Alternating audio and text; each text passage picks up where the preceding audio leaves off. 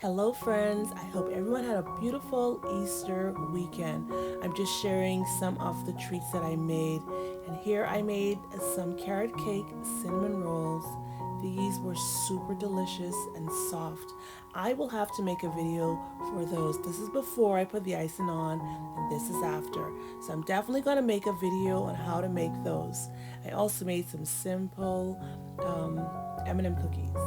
My mother-in-law made the potato salad. I made some coleslaw and a Mexican corn salad. So for this year, we just decided to do pulled pork sandwiches instead of a ham. It was a hit, and I made a pan of mac and cheese, of course.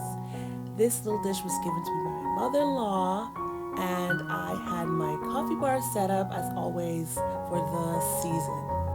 Also made these Easter baskets for my kids. They really love when I make these. At this point, they just expect them. I made a whole lot of appetizers that I didn't get a photo of. But that's it, guys. Until we meet again, please take care.